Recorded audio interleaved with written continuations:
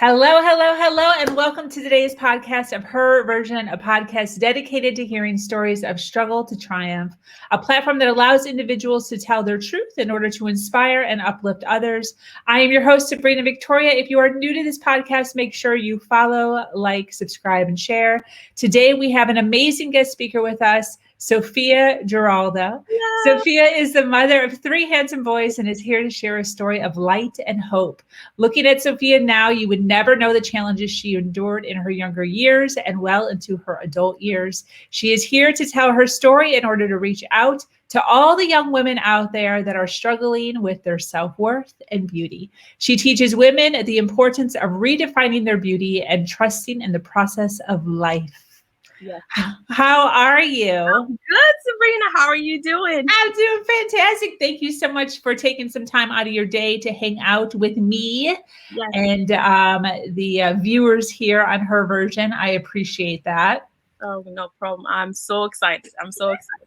Awesome. How was your weekend, by the way? You were telling me you did something with kids. Yes, it was great. My church is doing a summer program for kids. And so over the weekend, I trained with a lot of other adults. We're getting ready, getting our program together, getting our songs together. I'm leading, we call it worship. And so there's this song with all these motions. And so I'm scrambling to memorize the motions so that I don't look crazy up there for the kids. So we had a lot of fun. Wait, so you teach the kids motions and then do they perform it? They don't perform it. I mean, they sing it with us. We might perform it on Sunday, but I kind of teach the song, and then the song has motions to help them, memorize it. And yes. This, I'm telling you, I was practicing, and I pretty much got my workout in. Yes, I was gonna say. It's that serious.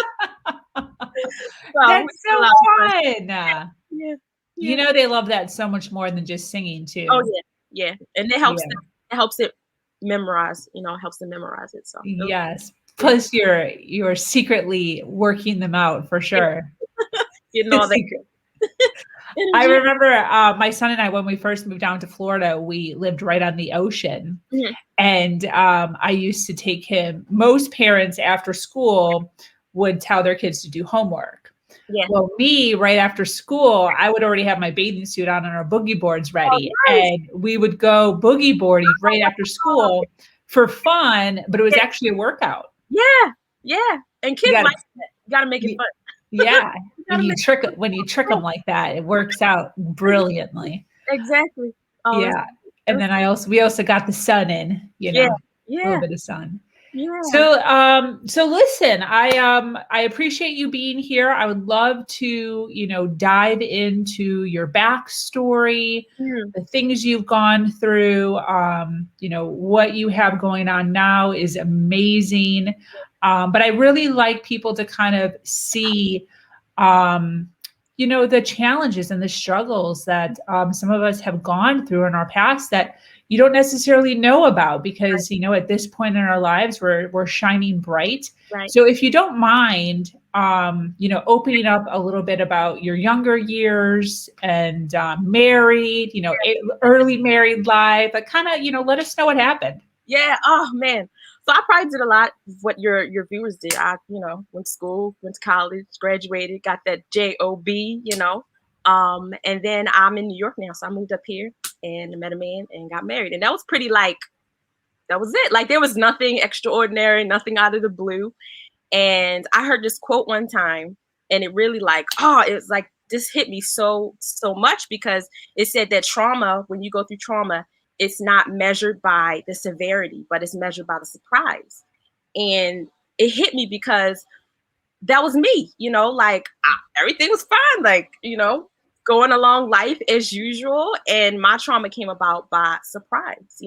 I've been in the beauty space for over 15 years now. I love to help women with their inside beauty, but I started with the outside beauty because I love glam. I'm a girly girl. I have 6 sisters, and that's what we did. And so I'm out here working with women, helping them become beautiful on the outside with their skincare game, their makeup. And nobody knew that I was coming home and I was dealing with a lot of problems of, self-worth and doubt and can I do it? And, all of that stuff. And it was probably like a lot of us, our family of origin, some of those seeds were planted, But I think that things really started to, like, I guess, shoot, the seedlings started to come up in my marriage, because when I was 6 months pregnant with my oldest son, he'll be 10 next week. I can't believe it. It's craziness. But when I was 6 months pregnant with him, I found out, I'm sitting in the bedroom, we're talking about the baby, all the exciting, newness, about to become new parents. And so we're sitting there talking about that. And I didn't know that my husband had some news of his own. And so he launches into this whole thing. And long story, to bring that long story forward, found out that he was struggling with a pornography addiction. And for me, I think in that moment, because I was pregnant, I was just like, you know what, clouds, Lord, let this go away. Like, you get some help, and let's keep it moving. And that was like my response. That was my response. I had my baby. Things are going fine. He's 7 months, and the whole issue comes up again.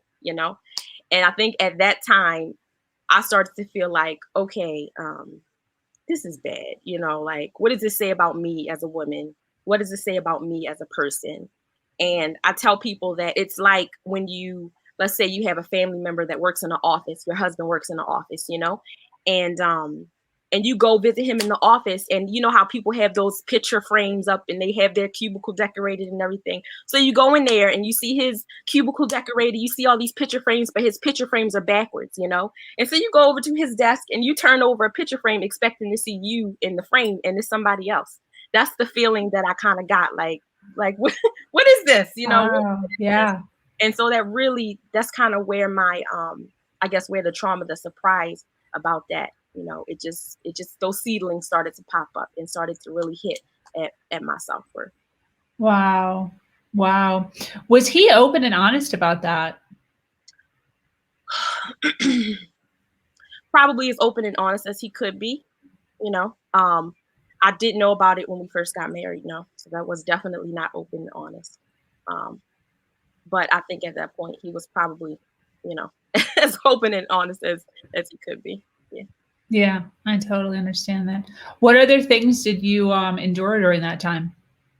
Well, so like I said, when my oldest was 7 months, the issue came up again. And at that point I was kind of ready to, like, okay, let's get this. We got to tackle this. This is not, that thing. So I personally started jumping into my own personal recovery. I started learning a lot about betrayal trauma. And like I said, the surprise and how that affects you emotionally and mentally. I started to learn about boundaries.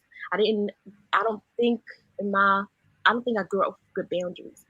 And so I started to learn that boundaries were actually healthy, and they were something safe to protect me, and that it was more about me and what I need to feel safe. And so I started to use them, I started to say, no, I don't like this. No, this is not going to work for me. Or, this is what I need, or I'm going to remove myself from this situation if it's not comfortable, if it's not safe. And I'm sure Sabrina, when you start putting up boundaries, people like, wait a minute, what's going on? It changes the dance, okay? It changes. Yeah. And so I changed that dance, and I started to get some pushback.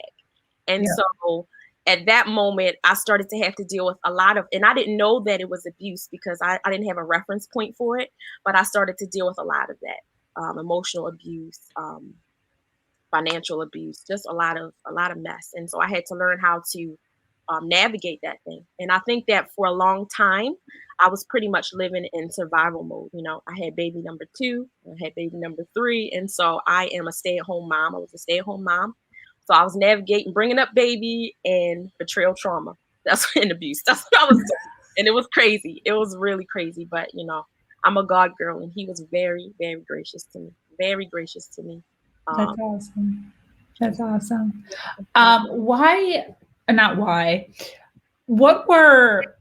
So there's, obviously, there's so many women who are dealing with very similar circumstances. What were some of because this is the issue, and you hit it real good. Like, you don't realize sometimes that you're being abused. Right. And especially if you didn't have like an ideal, which so many, eons of people didn't have the ideal situation growing up to be able to compare it as to what's healthy and what's not healthy. Right. What, like, looking back, women who are watching right now, what are some of the things, like what are some of the silent little things that you're feeling or that they're seeing or questioning that you can give us? That's good. I think looking back, they always talk about hindsight. And I think, you get in a situation like, oh my God, like, how did I get here? I didn't see anything. Like, what is going on? And then when I sat down and, became still, you could look back and say, okay, that was there and I didn't pay attention. And so I think one thing was you have to look and see if somebody's being open, I guess, as far as communication.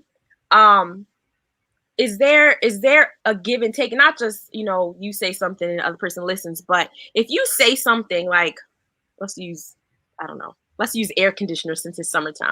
If your partner's coming in and this is a really like little example, but if your partner's coming in every day and turning on the air conditioner and it's really bothering you, and it's making you cold or whatever, it's making you feel uncomfortable, and you go and you say first time, hey, like, this is bothering me, like, it's not, I can't, can you turn it off? And they're like, yeah, okay. They turn it off. And then they keep doing it. And then you have, okay, let me sit down and talk about this. So you sit down and you're like, okay, this air conditioner situation is really bothering me. Like, it makes me feel uncomfortable.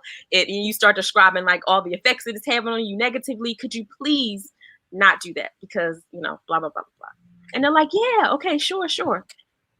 And they keep doing it. And you're like, wait a minute. Like, I know I said it. So maybe some of your listeners are like, okay, I'm having this problem. Maybe, I don't appreciate the way that communication is happening. Or maybe I'm saying something is bothering me and I've explained it and we sat down and talked about it and they're just like not hearing me. And then your mind starts playing tricks on you. Like, did I really say that? Wait a minute. Maybe I just didn't explain myself well. So let me have another conversation. Wait a minute. Let me write it down. Let me write write a letter. And then maybe, they'll get, and this thing happens over and over again, different situations. And you think it's you, that type of thing. You think it's you. Like, I didn't explain myself, I'm not using the right words. But it's not you. That's abuse. Okay. Yeah. And I didn't know that, I didn't know that. So that was one of the things. I think another thing can be isolation. A lot of, and it happens very subtly, it happens very subtly. Maybe for some of your listeners, maybe they like spending time with their friends and they like spending time with their family, but maybe their spouse or the person they're with is always kind of trying to get them disconnected from them. Just spend time with me. You don't. I want to spend time with you. And it sounds good. That's great. You want to spend time with your person, but you should also have other relationships. You should also have access to your friends and your family, different things like that. Yeah. I think also being open to talk about, like, for me, that the situation, was an addiction, but it could be something else. And so I think, once again, going back to communication, being willing and open to talk about the issue and how it's bothering you, and not just sweeping things under the rug, not minimizing it. If somebody's minimizing what's important to you or downplaying it, if you bring up something and you brought it up, and then later they're like, you never said that. Mm-hmm. You talk about that. And you start thinking, wait a minute, I know I talked about that. Yeah. That's something called gaslighting, and it's a real thing, So a lot of these things, I think, for women, at least for me, I had to learn about them. Like, I knew something was like not all together there, and I knew something wasn't right, but I couldn't put my finger on it until I started to educate myself, and I even jumped into some therapy to start, really understanding, like, what's going on here, because something's not right. So. 100%. Now, when you started to take motion to kind of climb out of that, what were the steps? Because, we know that we're in our situation. Right. Now, the tough part is going from in the situation to not in the situation. Right. So it's difficult sometimes. It mentally, emotionally, financially. So what is your story? How did you climb out of your situation? Oh, man. So I think the pivotal point for me, like I said, I jumped into therapy, and even in therapy, I was educating myself and everything, but I was so concerned about what other people were thinking or what they would think. And I was so concerned about what my spouse would think. And one day my therapist said, she said, "Hey, Sophia, you're going to have to learn to live for an audience of one." And like I said, I'm a God girl. And I knew she was what she was saying. Like she was saying, hey, like you got to stop looking at all these people, and you got to start looking at, what God says about you. Yeah. And that gave me like foundation.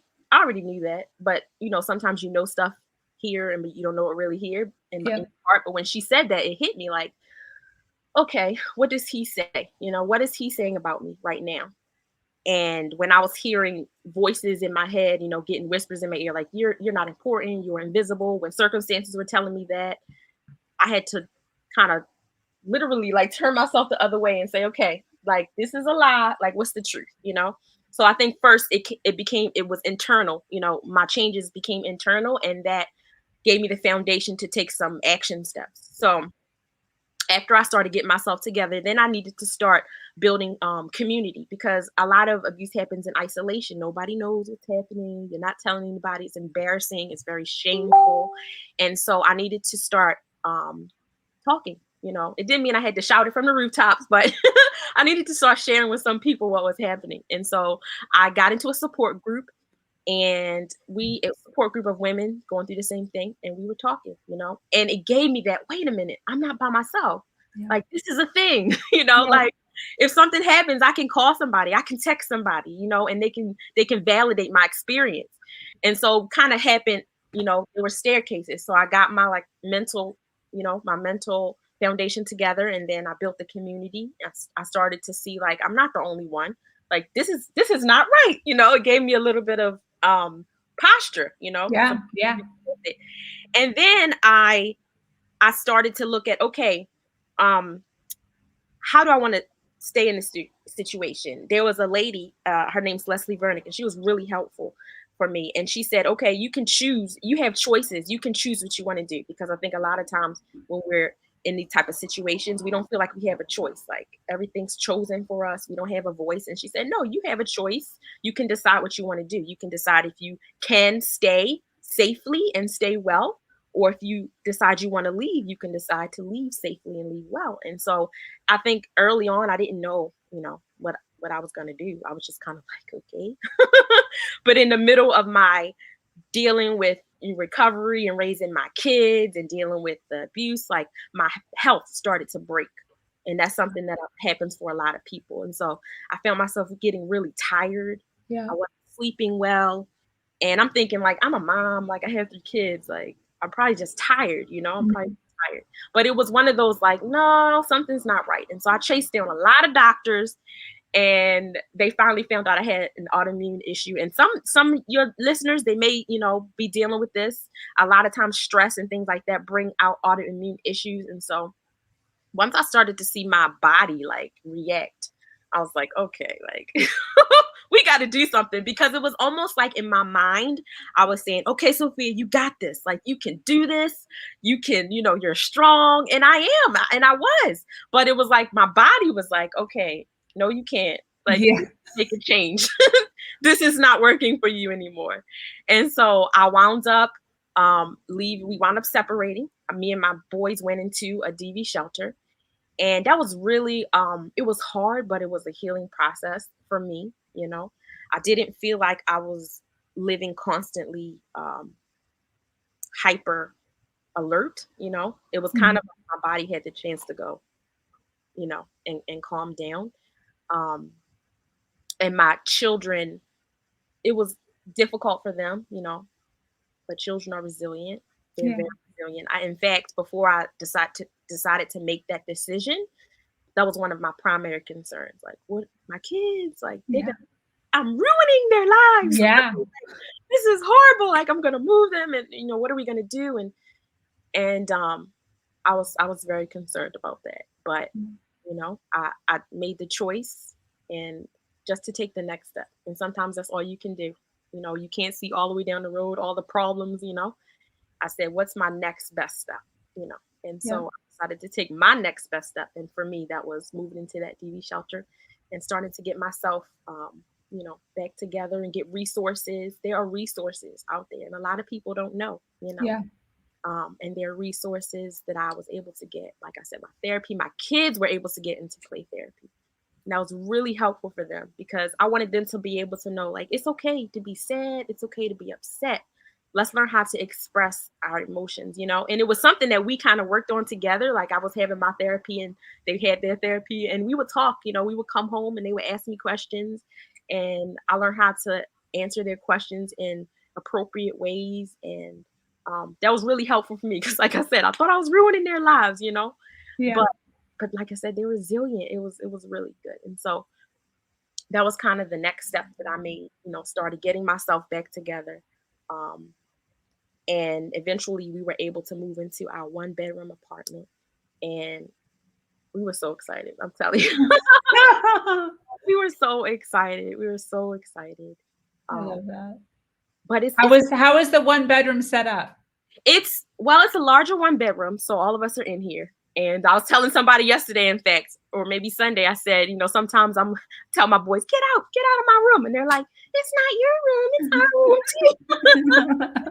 So it's really good. We have a larger 1 bedroom, and so we're all in the bedroom. And then I have a little play area. My living room is divided into a play area, and then my living space. And so it's really good. That's awesome. Like it's a nice, you know, a nice setup for us. That's awesome. Yeah, I did that for a while too. And my son had the bedroom. Yeah. And because the place that I rented in, there was only air conditioning in the bedroom. Oh wow. Okay. And nothing against how you're set up, just the way that I wanted it.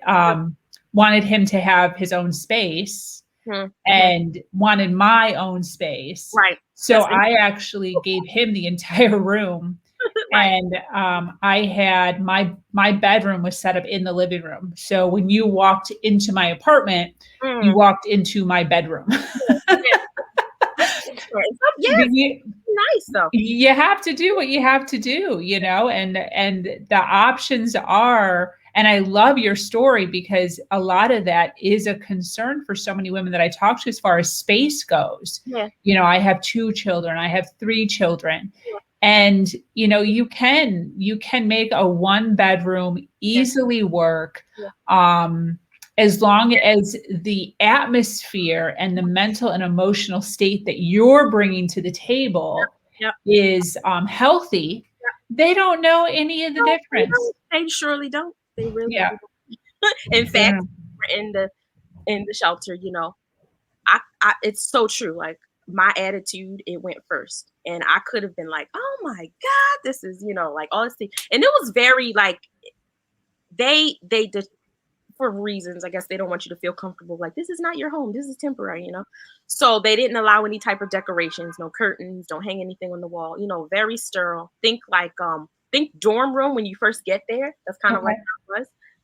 And I could have been like, oh, you know, this is, you know, horrible. But it was my kids were looking at me and I was the leader and they were going to say, okay, how does mom, you know, deal with this? And we called it our temporary apartment. I said, our temporary apartment and we're going to, you know, and so we made it ours, you know, and then at night we would pray like, Lord, this is our temporary apartment. Please bless us with something new. So I took them through that journey and this was our home, you know, this was our home. And so it's so true. Like the attitude that you bring into it, that's how your children are going to carry it.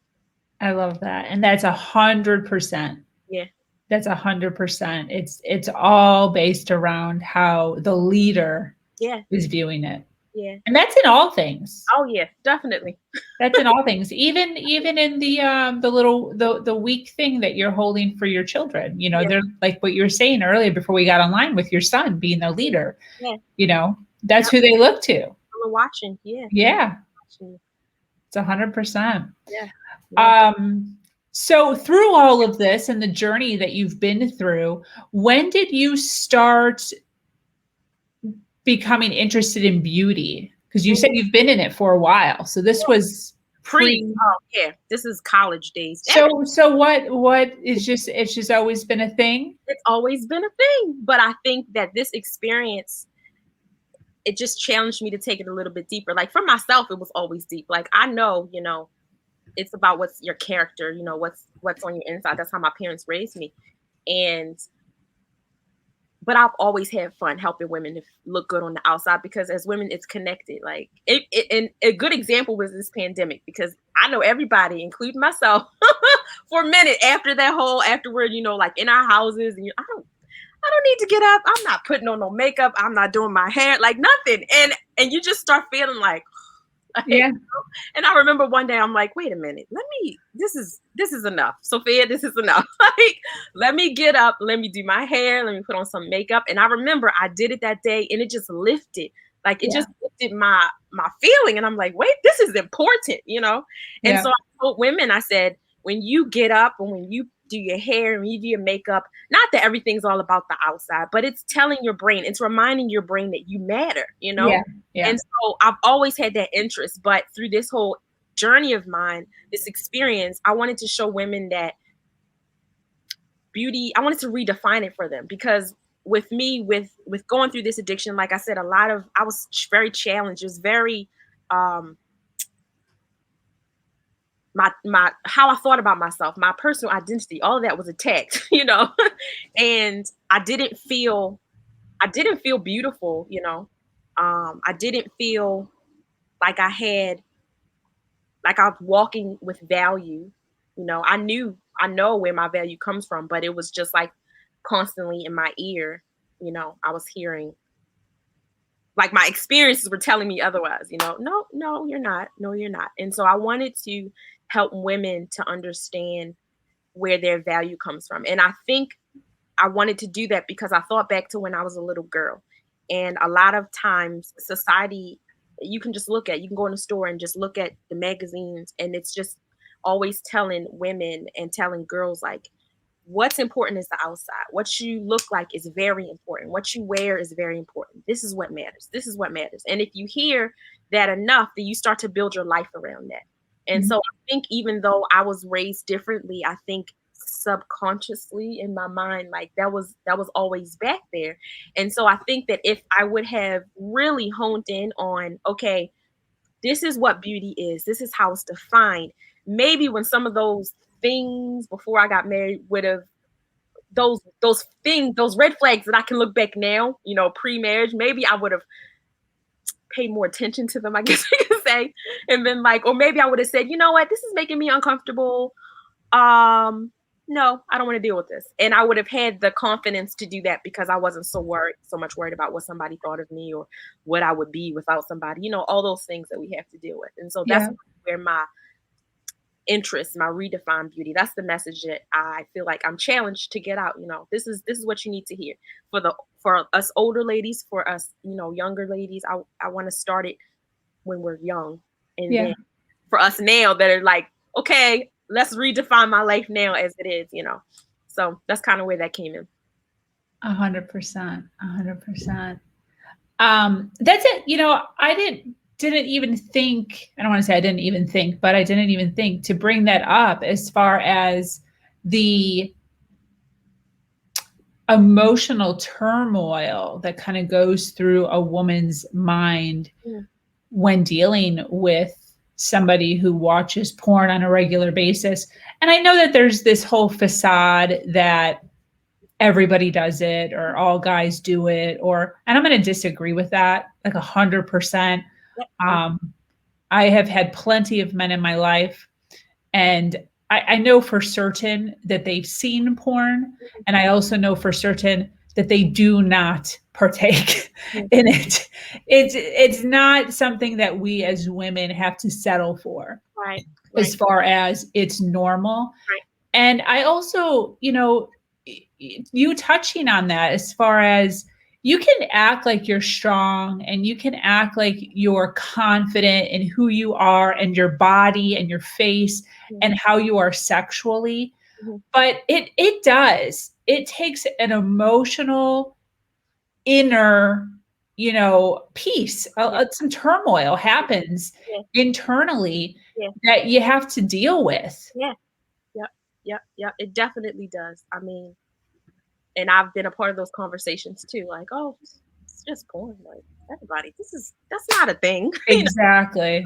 It's a thing. And I'm like, I will be the one to swim upstream and say it's a thing. Okay. Yeah. I'm like, All y'all can say whatever you want to say. Like, I think society, like, I don't know.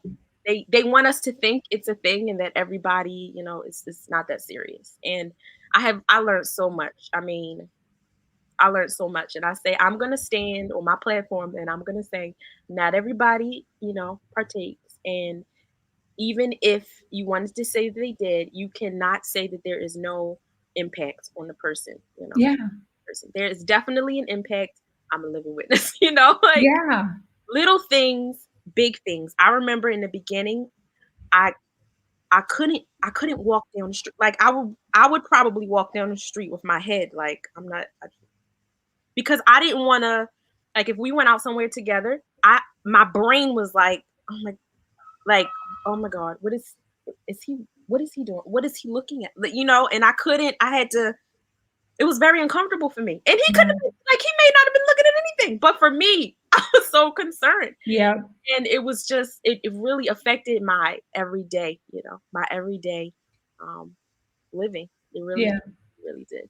And so Yeah. it really has an impact.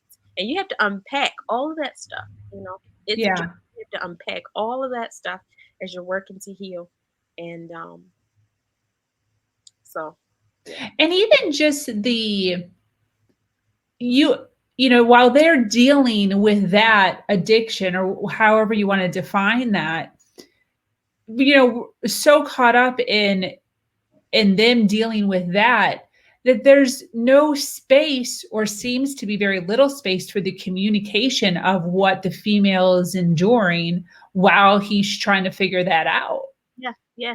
Where's the conversation with that? And then not only where's the conversation with that, but then how uncomfortable that you have to be put in a situation, or a female has to be put in a situation to even bring that up.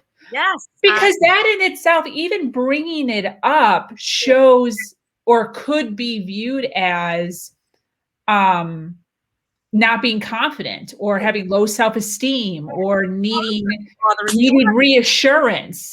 Yes, yeah. So it puts us in a horrible situation in Right. general. Yeah, yeah. It really, really does. I remember feeling you don't want to bring it up. I mean, it's already like, Yeah. and then you have to bring it up because it's like the elephant in the room. Like nobody's gonna talk about it. But I felt like I needed to talk about it, and for me, like that was a part of what was supposed to be a part of our healing. Like, let's talk about it, But I think that there's a lot of shame on both sides. There's so much shame on both sides. And when that got in the middle, it was like, I'm willing, if I on my side, like I'm willing to stand in my shame and let's talk about this. It Yeah. don't have to be from both sides. Like if I'm willing to stand in my shame and talk about it and you're not, like that's, then I get, it's not that serious. Why are you bringing this up again? We already talked about this, like, Yeah. And so definitely for a lot of women, that whole experience, like I said, it's the surprise. It's not the severity of it, because if somebody was anticipating it and inspecting it, it's not going to have the same effect. But when you're kind of like, I'm doing life and all of a sudden something hits you Yeah. with blue, you're like, whoa, and it really does a number. It really does a number on you. Yeah. So that whole experience, where you are now, how has that changed how you were viewing beauty? I mean, has that impacted kind of, how you're coaching or how you're teaching or how you're I think one thing that I really, I mean, it was true before, but I really, got it under my belt. This thing was not my fault. I didn't cause this thing. It wasn't me that made this problem appear. And for a while, that's what it was explained. Like, this is